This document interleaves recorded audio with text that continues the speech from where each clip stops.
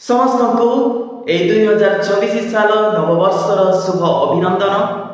आशा करुछि समस्ते कुशल थे एवं अति आनंदर एवं आडंबर सहित यही नववर्ष को पालन करुथिबे। पृथ्वीर विभिन्न स्थान रे अति आनंद एवं उत्साह सहित यही दिवस को पालन करा जाउछि।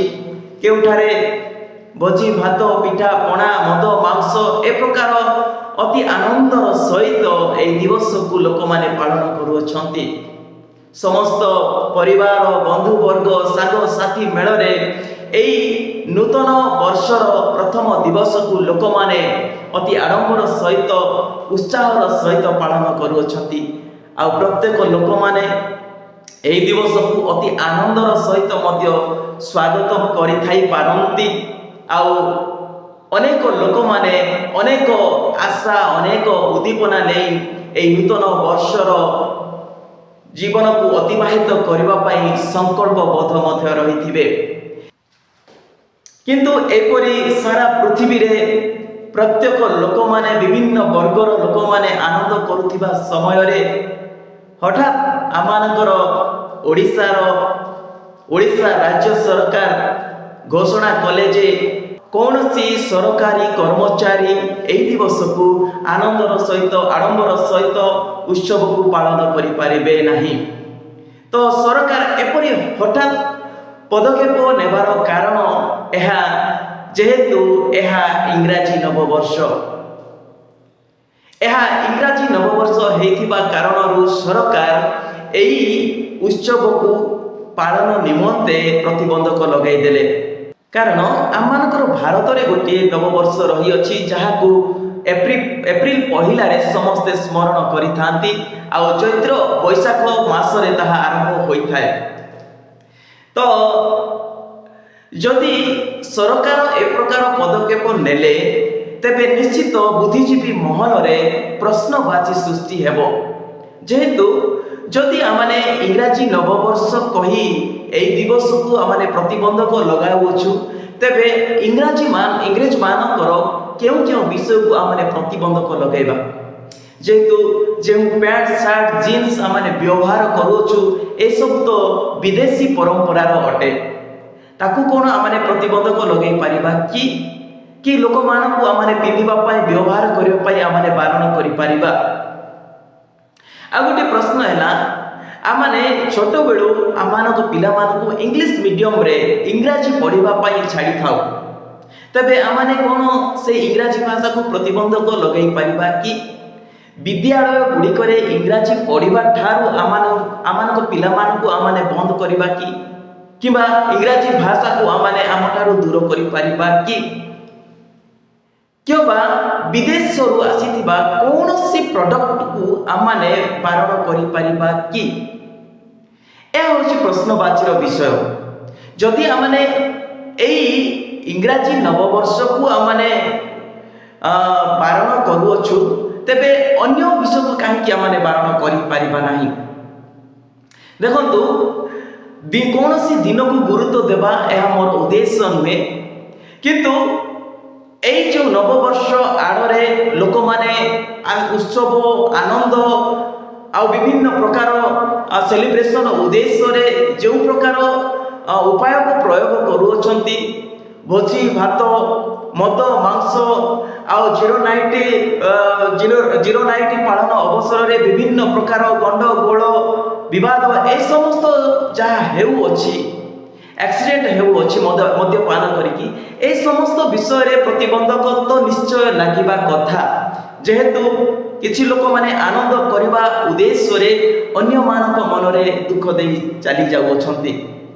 तो एपरि जे अनैतिक कार्यक्रम रही अछि विपज्जनक कार्यक्रम रही अछि जीवन नष्टकारी कार्यक्रम रही अछि ए समस्त विषय को निश्चित भाव रे प्रतिबंधक लागिबा कथा। किंतु इंग्रेज मानकर कही इंग्राजी कैलेंडर बोली भाबी इंग्राजी नववर्ष बोली भाबी प्रतिबंधक लगेबा निश्चित भाव रे एक दुखदायक अटे। कारण दिवस कौन सी क्षति कहारी घटाए नहीं। वास्तव में जो कैलेंडर आधार रे आमाने आज 2026 साल रे पदार्पण करियछु ଏହି କ୍ୟାଲେଣ୍ଡର ବାସ୍ତବରେ ଇଂରେଜ ମାନଙ୍କର କି ନା ଆଉ କେଉଁଠାରୁ ଉତ୍ପତ୍ତି ହୋଇଅଛି ଏହି କ୍ୟାଲେଣ୍ଡର, ସେହି ବିଷୟରେ ଆମେ ଅଳ୍ପ ସମୟ ଆଲୋଚନା କରିବା।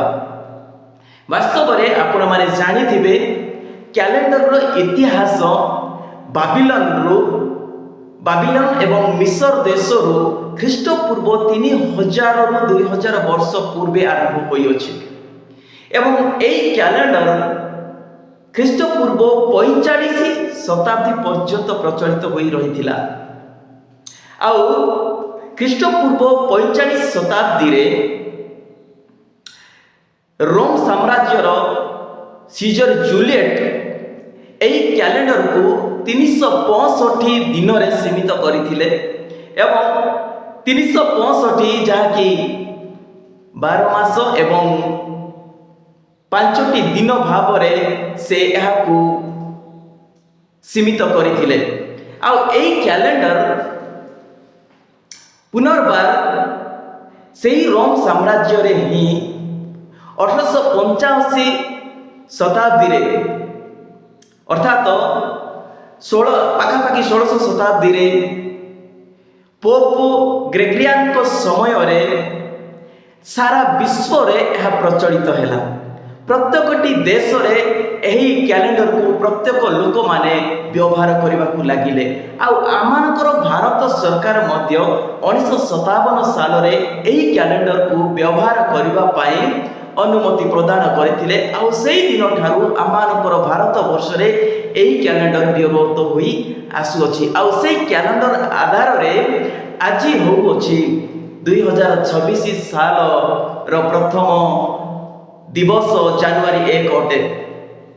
ତ ଏହି ଦିନକୁ ଲୋକମାନେ ଅତି ଆନନ୍ଦର ସହିତ ଉତ୍ସାହର ସହିତ ଅପେକ୍ଷା କରି ଆଜି ଆନନ୍ଦିତ ହେଉଅଛନ୍ତି। କିନ୍ତୁ ସରକାରୀ କର୍ମଚାରୀମାନଙ୍କ ମଧ୍ୟରେ ସେମାନେ ମଧ୍ୟ ଆଶା କରିଥିବେ ଯେ ଆମମାନେ ମଧ୍ୟ ପରିବାର ସହିତ ସାଙ୍ଗସାଥି ସହିତ ବନ୍ଧୁବର୍ଗ ସହିତ ଆନନ୍ଦ କରିବୁ, ଆଡ଼ମ୍ବର ଉତ୍ସାହର ସହିତ ଉତ୍ସବ ପାଳନ କରିବୁ। ଏହି ଆଶାରେ ଯେଉଁ ସରକାରୀ କର୍ମଚାରୀମାନେ ରହିଥିଲେ ସେମାନଙ୍କର ମନରେ ନିଶ୍ଚିତ ଭାବରେ ଆଘାତ ଦେଇଥିବ। କିନ୍ତୁ ଏପରି ଆଘାତ ଦେବା ମଧ୍ୟ ଅନୁଚିତ ଅଟେ, ଯେହେତୁ ଆମେ ଗୋଟିଏ ଦିନ ପାଇଁ ଆନନ୍ଦ କରିବା ଏବଂ ସବୁଦିନ ପାଇଁ ଯେ ଦୁଃଖ କରିବା ଏହା ନୁହେଁ। ପ୍ରତ୍ୟେକ ଦିନ ଆମମାନଙ୍କ ନିମନ୍ତେ ସମାନ ହେବାର ଆବଶ୍ୟକ ରହିଅଛି। କିନ୍ତୁ ପ୍ରଶ୍ନ କରିବାର ବିଷୟ ହେଲା ଆମମାନଙ୍କ ରାଜ୍ୟକୁ ଯେଉଁ ସରକାର ଶାସନ କରୁଅଛନ୍ତି ସେମାନେ ପ୍ରକୃତ ବିଷୟ ଗୁଡ଼ିକୁ ଗୁରୁତ୍ୱ ନ ଦେଇ ଲୋକମାନଙ୍କ ମନକୁ ଡାଇଭର୍ଟ କଲା ଭଳିଆ ବିଷୟକୁ ଲୋକମାନଙ୍କ ସମ୍ମୁଖକୁ ଆଣୁଅଛନ୍ତି। ଯେହେତୁ କ୍ୟାଲେଣ୍ଡର ପାଳନ କରିବା ନ କରିବାରେ କୌଣସି ପ୍ରକାର ସମସ୍ୟା ନାହିଁ, କିନ୍ତୁ ସମସ୍ୟା ହେଲା ଶିକ୍ଷାର ସମସ୍ୟା ହେଲା ସ୍ୱାସ୍ଥ୍ୟର ସମସ୍ୟା ହେଲା ଗମନାଗମନର ସମସ୍ୟା। ଏହି ସମସ୍ତ ସମସ୍ୟା ଗୁଡ଼ିକ ପ୍ରତି ଦୃଷ୍ଟି ନ ଦେଇ ଆମମାନଙ୍କର ସରକାର ଅନ୍ୟାନ୍ୟ ଅଯଥା ବିଷୟ ପ୍ରତି ଧ୍ୟାନ ଦେଉଅଛନ୍ତି। ଏହା ହେଉଛି ଅତ୍ୟନ୍ତ ଦୁଃଖଦାୟକ ବିଷୟ। ଯଦି ଆମମାନେ ନାମ ବଦଳାଇବା ଦ୍ୱାରା ଯଦି ଆମମାନଙ୍କର ଉପକାର ହେଇପାରୁଥାନ୍ତା ତେବେ ନାମ ବଦଳାଇଲେ ଯଥେଷ୍ଟ ହୋଇଥାନ୍ତା। ଯେହେତୁ ଡିସେମ୍ବର ମାସକୁ ଯଦି ଆମମାନେ ଏପ୍ରିଲ ମେ ରଖିଦେବା ତେବେ କ'ଣ ଡିସେମ୍ବର ମାସରେ ଆମମାନେ ଗରମ ଅନୁଭବ କରିବା କି? ଗ୍ରୀଷ୍ମ ପ୍ରବାହ ହେବ କି? ଯଦି ଜଣେ ବାଙ୍ଗରା ବ୍ୟକ୍ତିକୁ ଆମମାନେ ଡେଙ୍ଗା ବୋଲି ନାମ ରଖିଦେବା ତେବେ ସେ କ'ଣ ଡେଙ୍ଗା ହୋଇଯିବ କି? ତେବେ ନାମ ବଦଳାଇବା, ଯୋଜନାର ନାମ ବଦଳାଇବା, ଘରଗୁଡ଼ିକର ରଙ୍ଗ ବଦଳାଇବା, ଏହି ସମସ୍ତ ଦ୍ୱାରା କୌଣସି ପ୍ରକାର ଦେଶର ଉନ୍ନତି ହେଉନାହିଁ। କିନ୍ତୁ ଆମମାନଙ୍କୁ ଯେଉଁ ସରକାର ପରିଚାଳିତ କରୁଅଛନ୍ତି, ଯେଉଁ ସରକାର ଶାସନ ଦାୟିତ୍ୱରେ ଅଛନ୍ତି, ସେମାନେ କେବଳ ନାମ ବଦଳାଇବାରେ, ରଙ୍ଗ ବଦଳାଇବାରେ ବ୍ୟସ୍ତ ରହିଅଛନ୍ତି। କିନ୍ତୁ ଲୋକମାନଙ୍କ ମଧ୍ୟରେ ଯେଉଁ ମୁଖ୍ୟ ସମସ୍ୟା ଗୁଡ଼ିକ ଅଛି ସେ ବିଷୟ ଗୁଡ଼ିକୁ ସେମାନେ କେବେ ମଧ୍ୟ ଧ୍ୟାନ ଦେଉନାହାନ୍ତି କିମ୍ବା ସେଗୁଡ଼ିକ ପ୍ରତି ସେମାନେ କାର୍ଯ୍ୟ କରୁନାହାନ୍ତି। ଏହା ହେଉଛି ଦୁଃଖଦ ବିଷୟ। ତ ଆମେ କାହାକୁ ବିରୋଧ କରିବା ପାଇଁ କିମ୍ବା କୌଣସି ଲୋକକୁ ଆକ୍ଷେପ କରିବା ପାଇଁ ଏହି କଥା କହୁନାହୁଁ।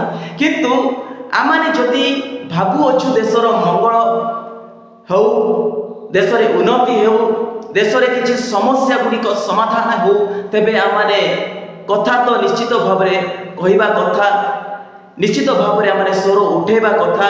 ଯଦି ଆମେ ନୀରବ ହୋଇ ରହୁଅଛୁ ତେବେ କୌଣସି ପ୍ରକାର ଆମମାନଙ୍କ ଦେଶର ମଙ୍ଗଳ ହେବ ନାହିଁ। ତ ଆଜିର ଏହି ଭିଡ଼ିଓ ପ୍ରସ୍ତୁତ କରିବାର ଉଦ୍ଦେଶ୍ୟ ହେଲା ଆମମାନଙ୍କ ମଧ୍ୟରେ ସଚେତନା ଆସୁ, ଆମମାନଙ୍କ ମଧ୍ୟରେ ଲୋକମାନେ ଯେଉଁ ସମସ୍ୟା ଗୁଡ଼ିକ ଅଛି ସେହି ସମସ୍ୟା ଗୁଡ଼ିକ ପ୍ରତି ଧ୍ୟାନ ଦିଅନ୍ତୁ। ଅଯଥା ବିଷୟ ଗୁଡ଼ିକ ପ୍ରତି ଧ୍ୟାନ ନ ଦେଇ ମୁଖ୍ୟ ବିଷୟ ଗୁଡ଼ିକ ଧ୍ୟାନ ଦେବା, ଯଦ୍ୱାରା ଆମମାନଙ୍କର ଦେଶରେ ଉନ୍ନତି ଆସିବ, ବିକାଶ ଆସିବ ଏବଂ ଆମମାନେ ମଧ୍ୟ ପ୍ରତ୍ୟେକ ଲୋକମାନେ ଶାନ୍ତିରେ ରହିପାରିବା। ସମସ୍ତଙ୍କୁ ଭିଡ଼ିଓକୁ ଶେଷ ପର୍ଯ୍ୟନ୍ତ ଦେଖିଥିବାରୁ ବହୁତ ବହୁତ ଧନ୍ୟବାଦ।